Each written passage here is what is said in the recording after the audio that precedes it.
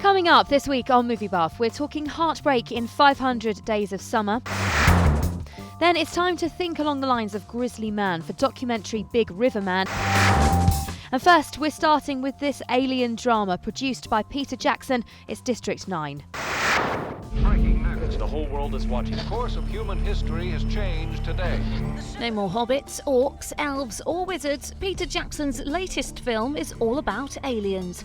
And although he swapped the director's seat for a producer's role, the man behind the cameras is first-time director Neil Blomkamp.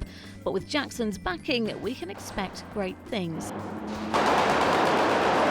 District 9 is not the usual aliens invade Earth and threaten mankind story. The film kicks off 20 years earlier, when the extraterrestrials first make contact with our world.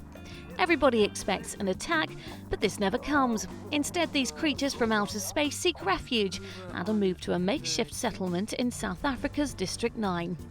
Fast forward to the present, and patience has run out over the alien situation. MNU, a private company, is hired to move them out of District 9.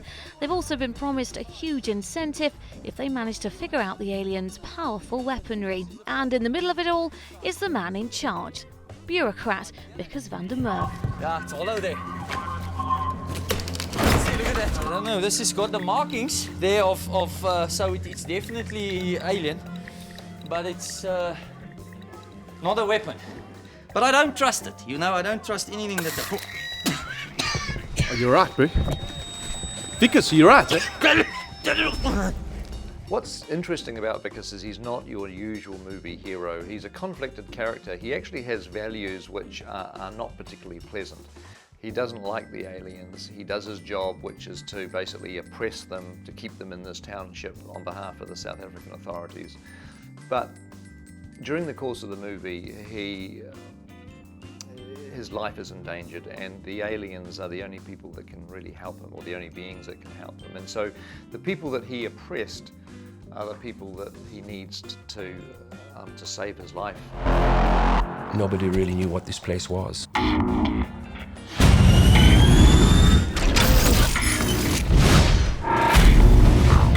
the freak.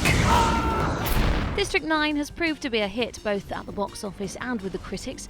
With a plot that stands apart from other sci-fi classics, this movie is jam-packed full of the kind of special effects and action scenes perfect for the big screen and worth the price of a cinema ticket. There's a lot of secrets in District 9.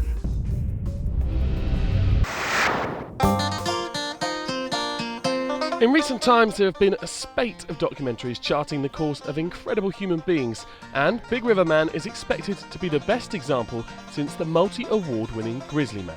The plot of this real-life story certainly has legs. Martin Strel from Slovenia battles the rivers of the world to highlight pollution issues. In his 50s, and carrying some weight, he drinks heavily every day before battling what the world's greatest rivers have to offer him.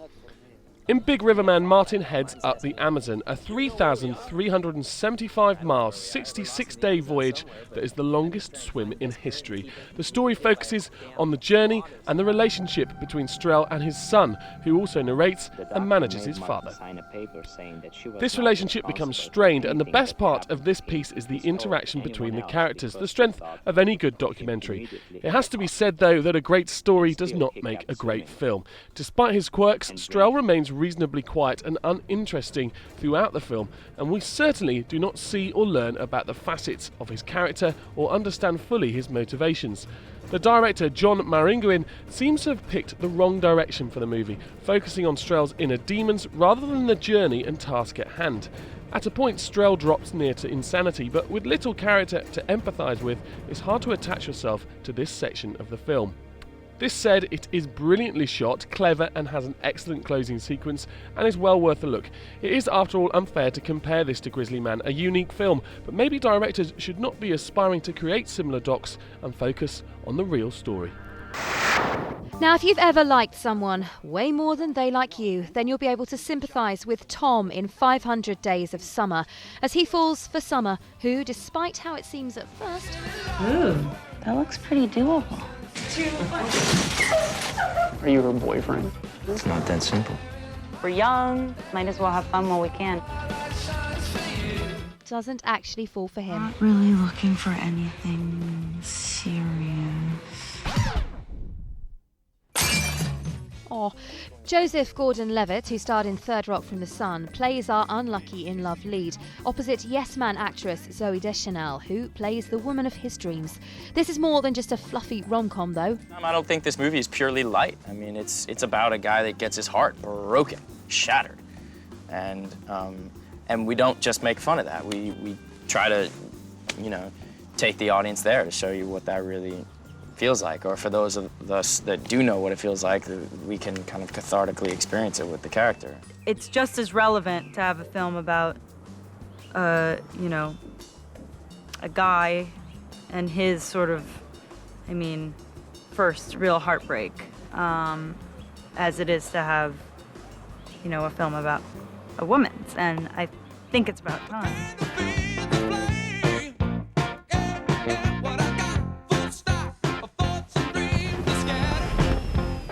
The movie's all done from his point of view, so we're taken on Tom's slightly crazy emotional journey.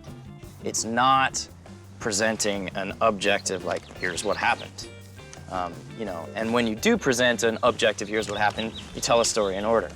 First this happened, then this happened, then this happened, cause and effect, and it's all very rational and logical, and that's generally what Hollywood does because it's kind of easier to make sense. But the truth is my experience of especially love, isn't that logical. It's not that rational. And when I think about my experience of that emotion, love, it never quite goes in order, and it never quite makes that much sense. Oh, how sweet is he? So, it sounds like you might need a box of tissues with you when you go to see this one, and anyone who's currently got a broken heart, maybe stay away.